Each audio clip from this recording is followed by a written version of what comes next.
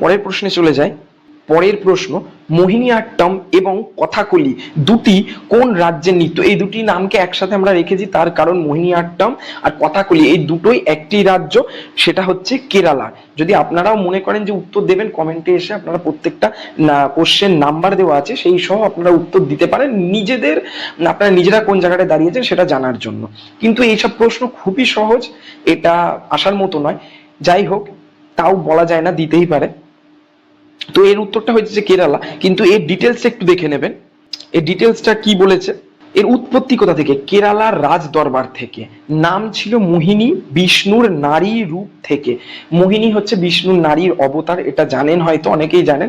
তো সেই অবতারে সেই নাম অনুসারে কেরালার রাজ দরবার থেকে এই নাচটি নেওয়া হয়েছে।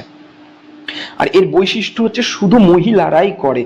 এটা কিন্তু এই ধরনের প্রশ্ন কিন্তু অনেক সময় আসে যে এই নাচগুলির মধ্যে কোন নাচটি শুধুমাত্র মহিলারাই করে। তো এটা মনে রাখতে পারবেন যে মোহিনী নাট্যম, মোহিনী অবভিয়াসলি বিষ্ণুর মহিলা যেহেতু অবতার ছিল, এটা মনে রাখতে খুব একটা যে অসুবিধা হবে তা নয়। কিন্তু জিনিসগুলো জানা না থাকলে গল্পের মতো করে একটু জেনে রাখুন, জানা না থাকলে হয়তো একটা নাম্বার হারিয়ে ফেলতে পারেন। আর এই নাচটি অনেকটা ভারতনাট্যম আর কথাকলি এই দুটি নাচের মিশ্রণে, মানে নাচের এই আর্ট ফর্মটা একটা এই দুটো নাচের মিশ্রণে তৈরি।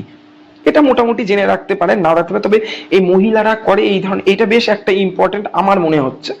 আর এখানে বিখ্যাত শিল্পীদের নামগুলো পড়বেন, সুনন্দা নায়ার আর হচ্ছে ভারতী শিবাজি। নাম দুটো মোটামুটি জেনে রেখেন, খুব একটা যে নাম দুটো জেনে রেখেন, কাজে লাগতে পারে।